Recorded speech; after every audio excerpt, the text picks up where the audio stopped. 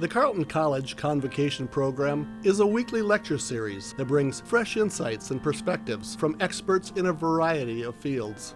The program has a rich history dating back several decades. The selected Convocation speakers assist the liberal arts mission of centering thoughtful conversations within education and beyond.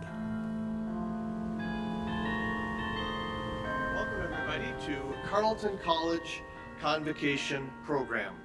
Today is Family Weekend Convocation, and therefore we are pleased to invite back to Carleton College Pat Sukhum, class of '96. After 25 years in the bustling world of health tech startups, Pat Sukhum found himself somewhat unexpectedly as the CEO of Big Brothers Big Sisters of the Greater Twin Cities, a nonprofit youth mentoring organization. Please welcome back to Carleton College Pat Sukhum, class of '96. Wow, how cool is this? Honestly, what an honor to be here today. You know, I was actually surprised to get the call. And when I was asked, I went and did a little research. I looked at the website and I saw who the last speaker was. And it was Dean Phillips from the U.S. House of Representatives, Dean Phillips. Now, I know who Dean Phillips is, but I'm not so sure Dean Phillips knows who I am.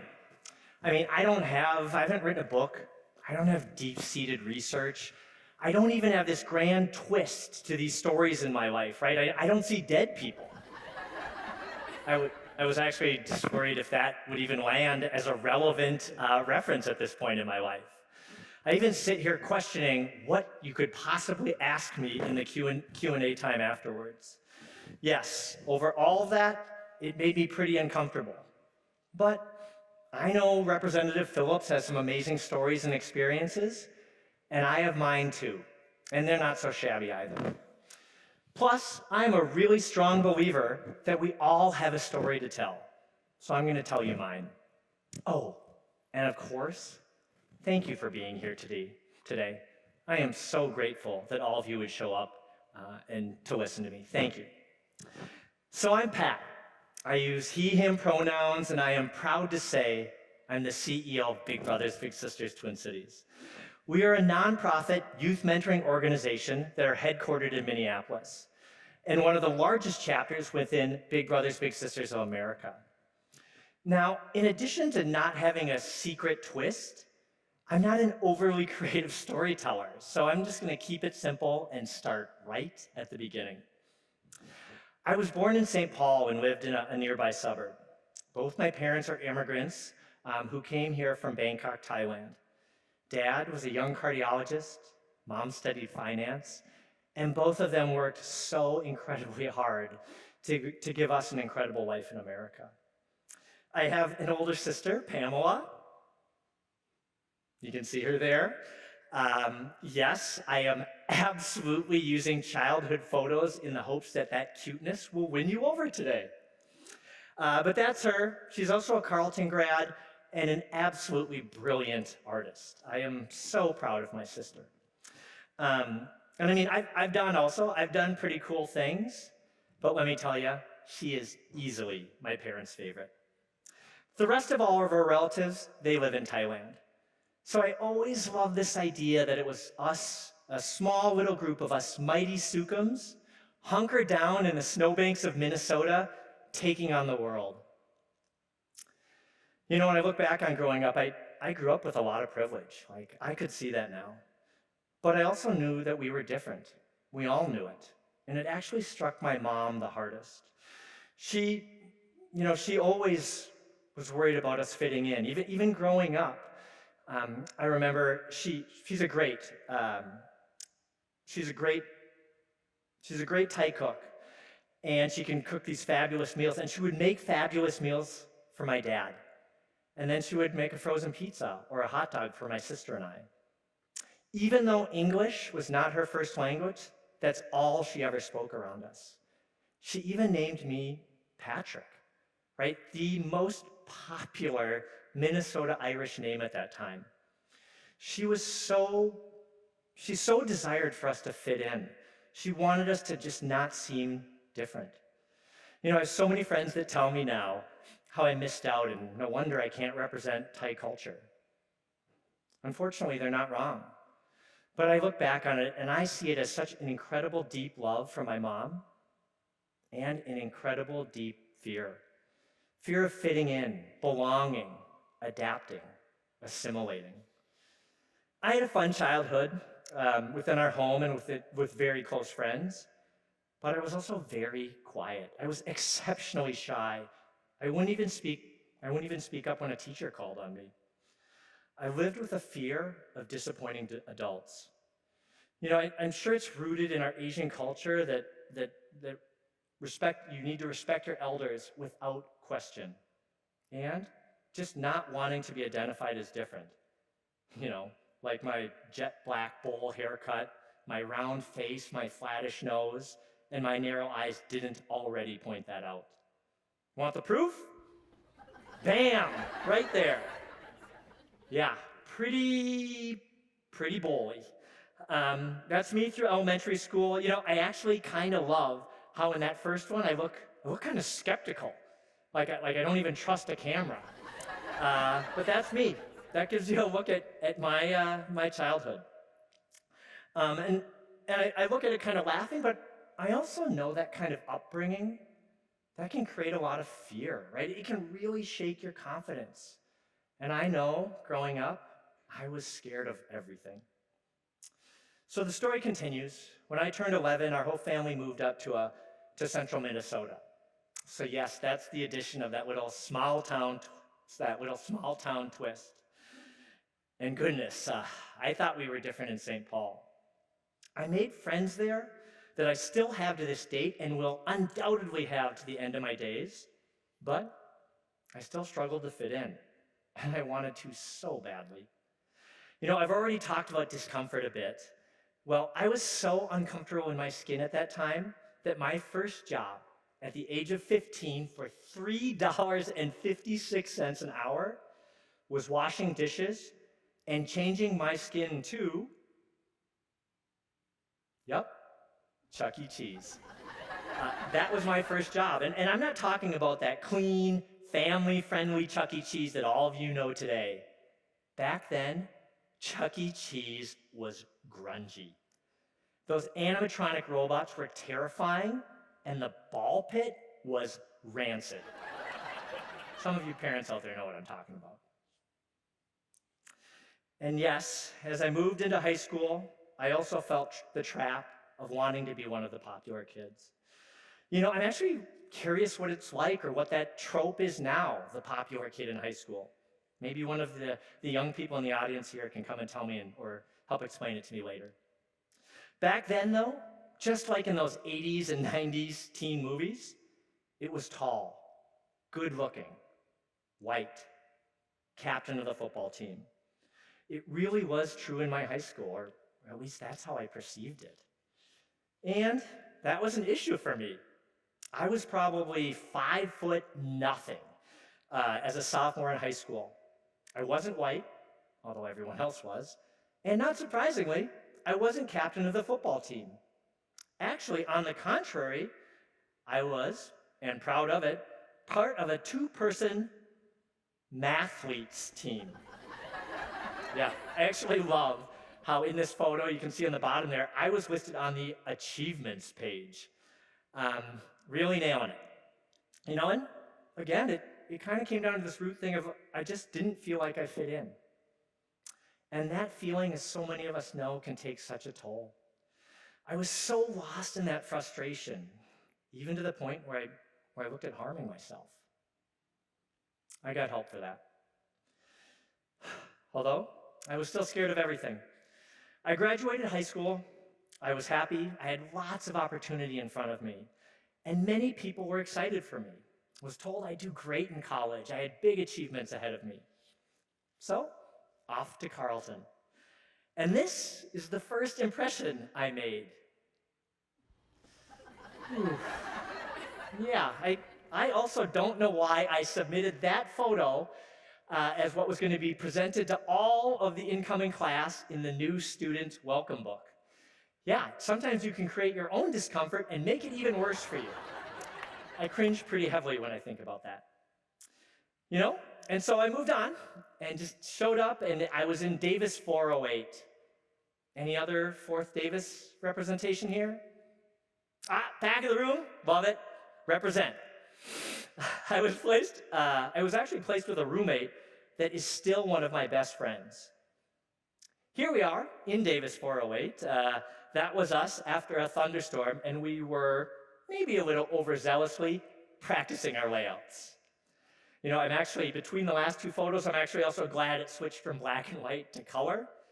Felt like I might have been overdating myself with some of those photos. His wife, who is also a dear friend of mine, who he met on the floor below us that first year, they now have a son, and that son is my godson. I mean, how cool is that? Musser, Evans, Stadium, that was my tour. I studied economics. I did learn how to throw a forehand flick. Well, sort of. I played Rotblat in crutches.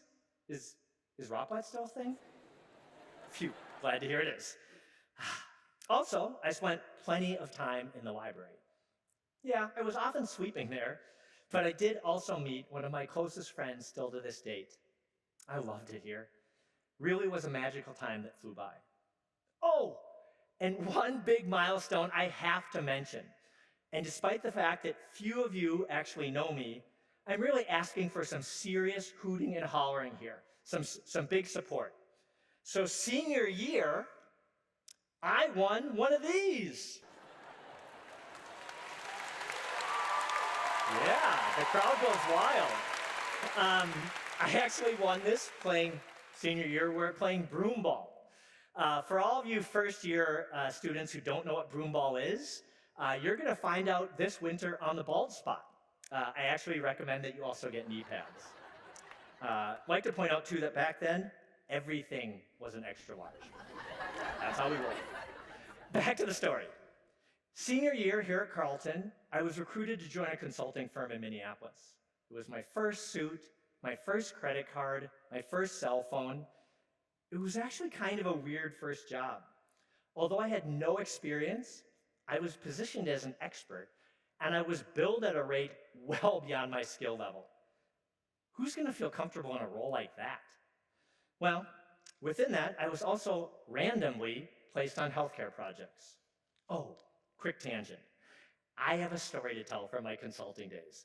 It is a soul-crushing story that I thought would have been the end of me at that time.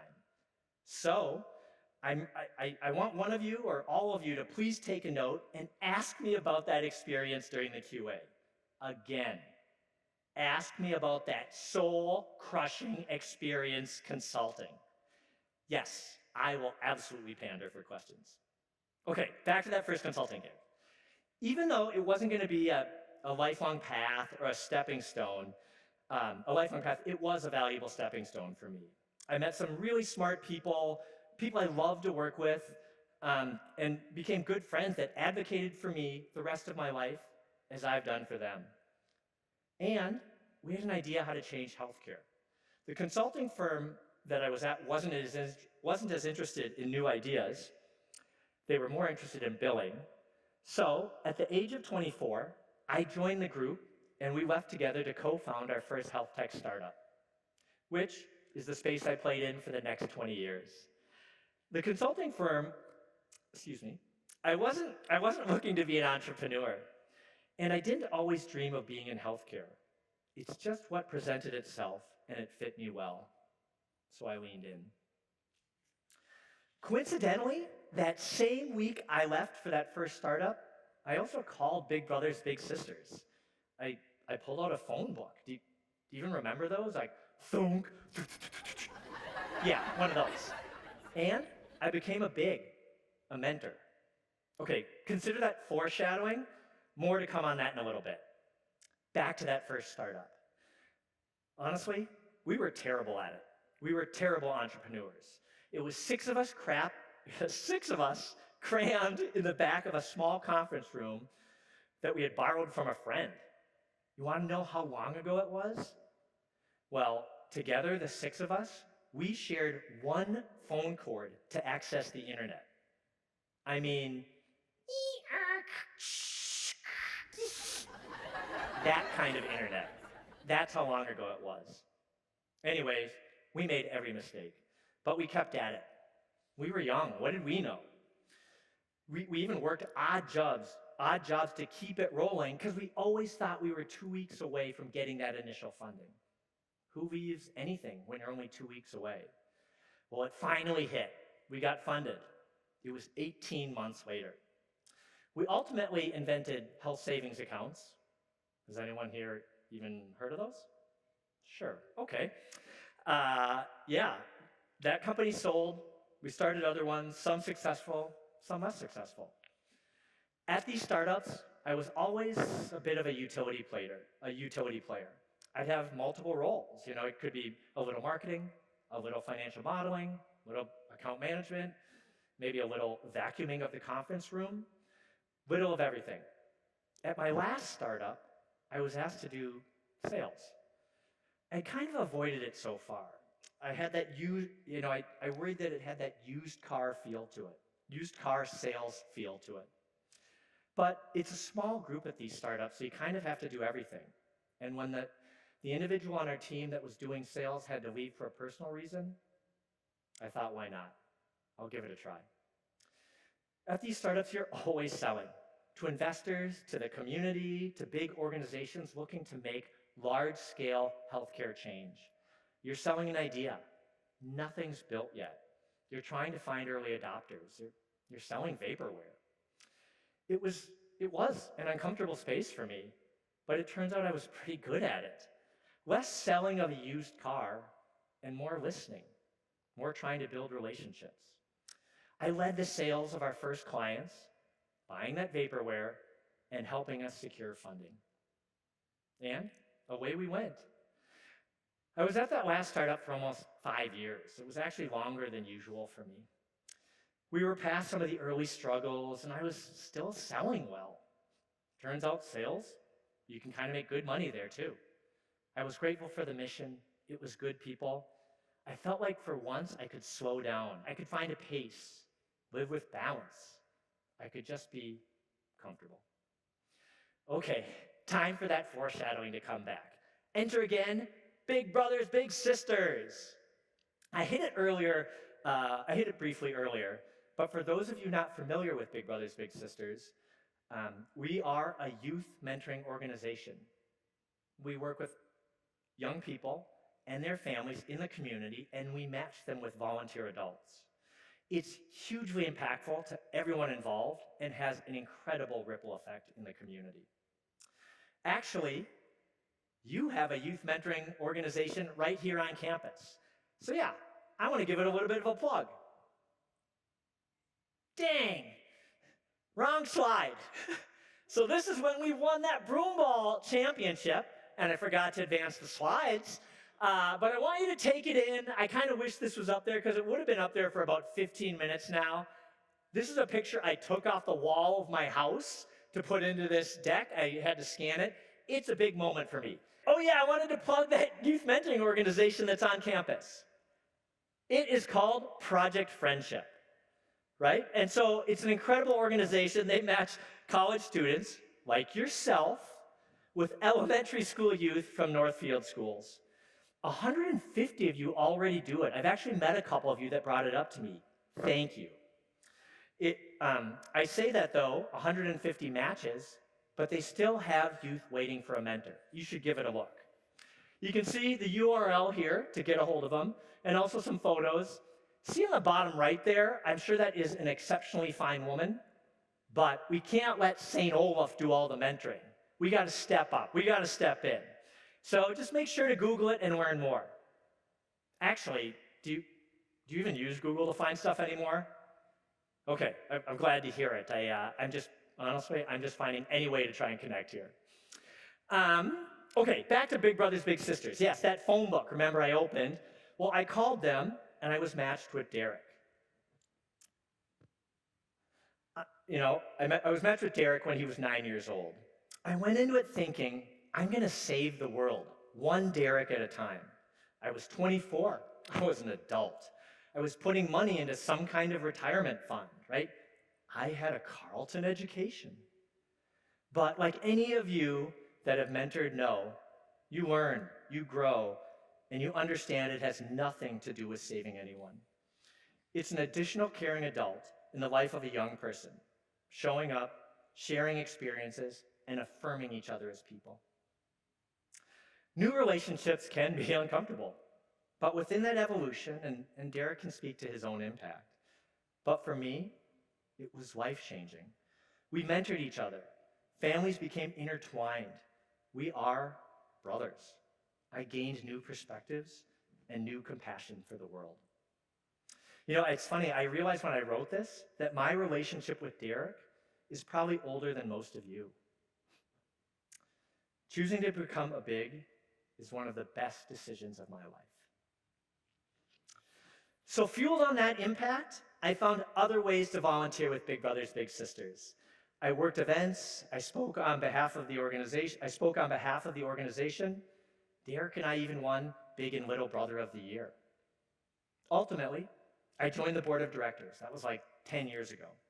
So when the last CEO of Big Brothers Big Sisters Twin Cities left, the fellow board members asked me to speak to the CEO search committee who was doing a national search. Really, it was nothing more than me helping them create the job description. But at the end of that informal conversation, one of the committee members asked, "Have you ever thought about applying?" I actually replied, "No, never." It had just never occurred to me. I'd worked with this organization for 20 plus years, and it never occurred to me. I was in health tech startups. How could I? But something in that question stirred, right? It was the excitement, the curiosity, probably the terror. One of the first people I talked to about the opportunity was Derek, my little brother, who at that point was now 32 years old. Big Brothers Big Sisters had been our life. I wanted to make sure he was comfortable with it. He said, of course I should pursue it. You know, and I had all my excuses. Again, that's not my world. I've never tried it. I haven't been in nonprofits. Blah, blah, blah. Well, Derek kind of saw right through that, and he called me out. He said, "It sounds like you're scared." Well, he was right. So, time to get uncomfortable again. He pushed me to take one step at a time. He kept saying, "You know what? You're probably not going to make it through the next stage. They're probably going to eliminate you. Why not just give it? Give it a try. You got nothing to lose." It was kind of a stinker that way now that I look back on it, but it got me moving forward. He even pushed me to create a resume. Honestly, I'm not sure I've done that since I was actually here at Carleton. Anyone use the Career Center? Okay, I wrote on my script here that I was going to pause for uproarious applause. Anyway, props to the Career Center, I guess. Moving on though, and you know where this is going. So out of the hundreds of candidates that interviewed nationwide, the 20-page questionnaire, and through the, I'd say, fairly extensive interview process with other community nonprofit leaders, 3 years ago, the board hired me to be the CEO of Big Brothers Big Sisters Twin Cities. Yeah, that's Derek and I when I actually got the job 3 years ago. The board liked that I brought entrepreneurial skills, an innovative mindset, business orientation. I like data. Tends to not be common in nonprofits. The board also felt that this was going to be an easy transition coming from the board. Well, let me tell you, it wasn't. And of course it wasn't. I didn't have a youth development nonprofit background. So it became very clear the best thing I could do was to help raise some money, remove some barriers, and then get out of the way of my staff. They are the experts in youth mentoring, finding that perfect match for both the kids in our programs and the adults also looking for connection. But that jump, that transition, was also way more than even that. It wasn't finance or entrepreneurial skills, although I have brought some of that to the organization. It was relationships, building trust across generations, experiences, identities. I came in asking staff and community to understand me. Clearly, the work is for me to understand them.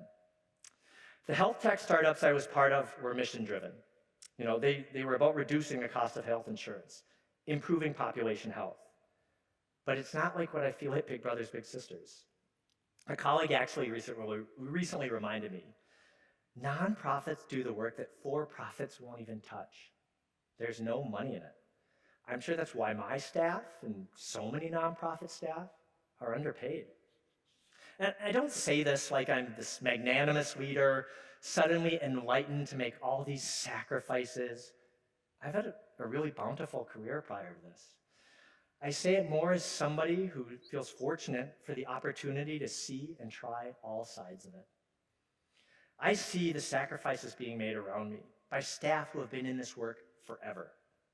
And more importantly, the young people, their families, and the volunteers in the program, all learning from and teaching each other, even in discomfort.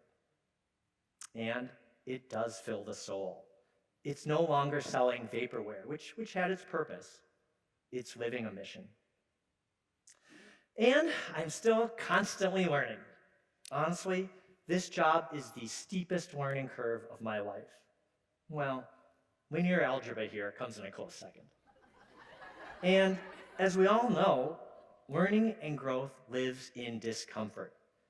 It's been incredible growth, but there are plenty of days I also ask, is it always going to be uncomfortable? I've had a professional coach who often asks me what I'm struggling with. One time I said it was all the learning and discomfort I had around me questioning my own ingrained assumptions. The coach asked me what it would be like when I didn't feel that, when I had it figured out. Now, I think we all know that's a bit of a trick question. We're always learning in these spaces. But I also said I'd miss it. The learning in all its discomfort has also been what I've been most grateful for. And truly, if I hadn't gotten this job, I probably would never have known what I was missing. I would have been completely content in that ignorance. I mean, talk about creating a space of comfort for yourself.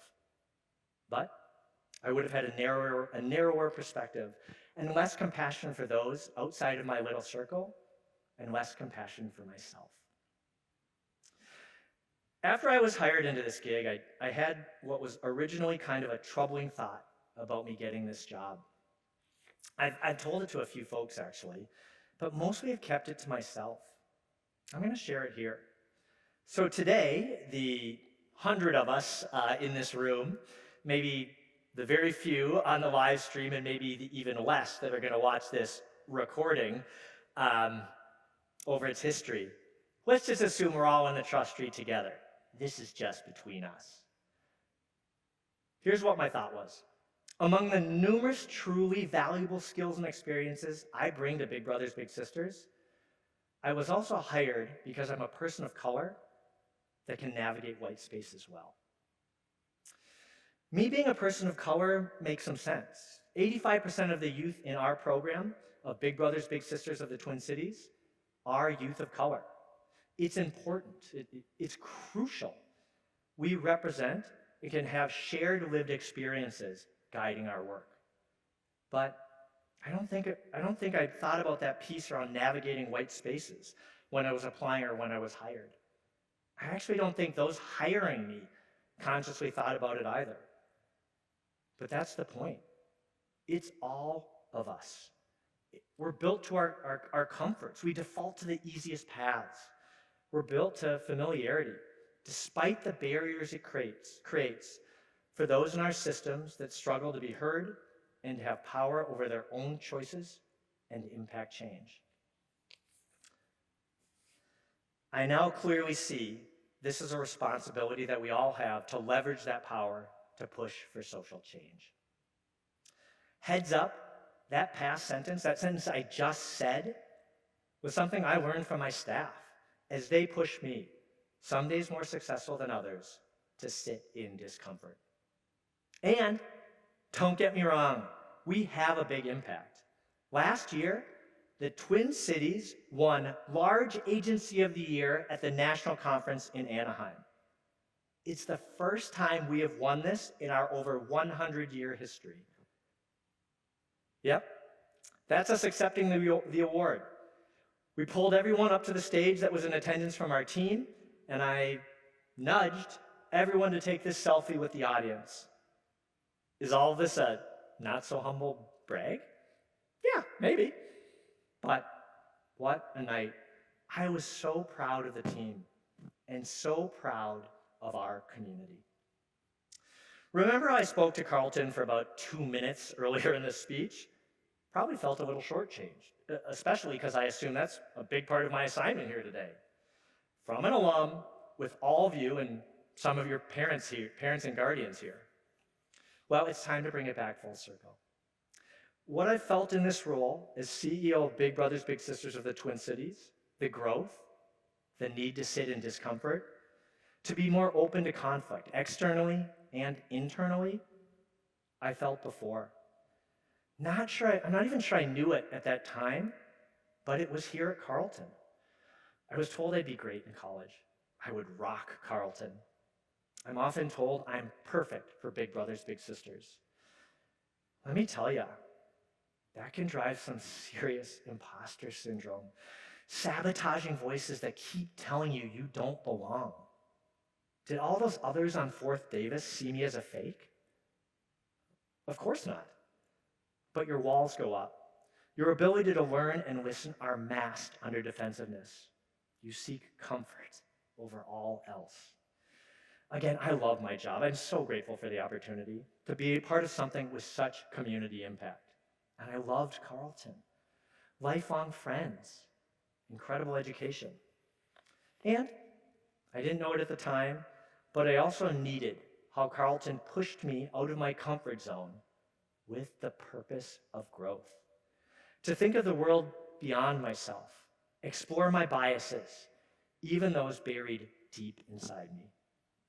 This can happen for a lot of people at a lot of places, but for me, it started here.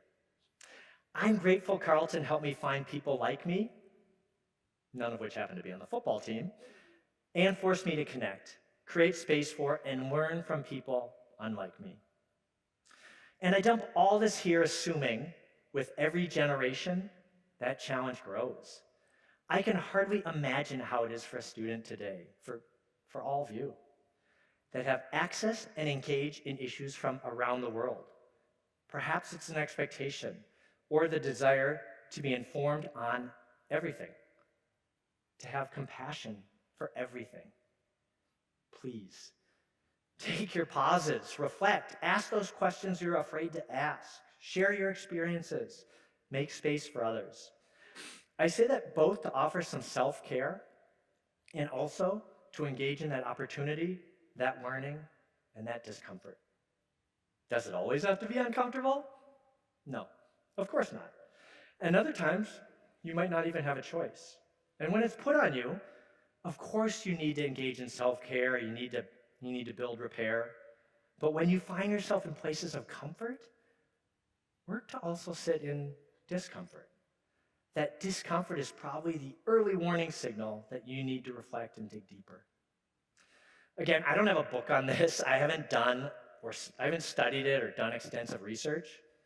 I really haven't even talked about it openly before today. And much of what I said is actually because others have taken the time and care to share these words with me. Help me learn, help me grow. And I still have plenty of good days and not so good days in all of this. And even there are days when I'm downright hypocritical. Although I know when I'm not open to sitting in discomfort is when I am ineffective as a leader, when I am the most judgmental, when I cause the most discomfort or even harm and pain for others. I can actually already see colleagues and friends that will see this and say, why don't you actually do more of that? And they're right. I can do better. You know, seeing all of you, you know your paths better than I do. Maybe there's something here for you today, maybe not. And if not, I hope you got in a nice little nap the past 24 minutes. I'm so grateful for the opportunity today. I am so flattered to be here. Really? What a hoot. I'm trying to be more reflective in everything in my life. And preparing to be here today with all of you presented me another opportunity. Thank you for that, and thanks for having me today.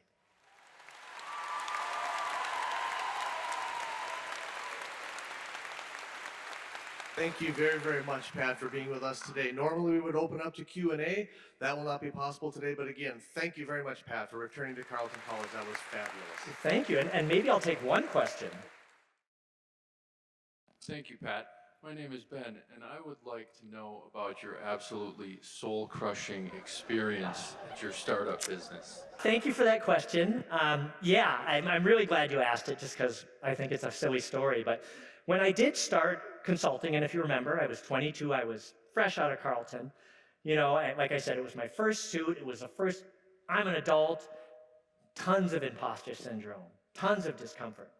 And you were also kind of given all the odd grunt jobs, you know, sort of that kind of stuff. I remember being there late one night. I was just working on a project, and the project was really me going through a dozen binders, right? Sounds really exciting, I'm sure. Well, I didn't have room in my little cube, so I took all the binders and I brought them to our boardroom, right? A nice big table. Now you can imagine corporate America, what this looked like, right? It's a big glass boardroom in the lobby. When you step off the elevator, you see it, it's grand, it's majestic, it's beautiful. And so I was plugging away in there, plugging away.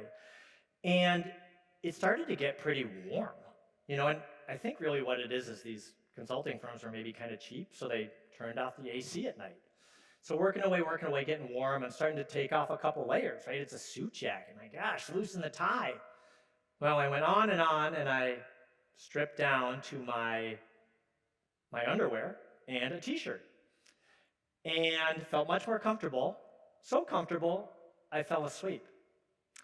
And so I slept through the night, and I actually didn't wake up until one of my colleagues, someone who actually joined with me and understand probably how devastating this would be, woke me up.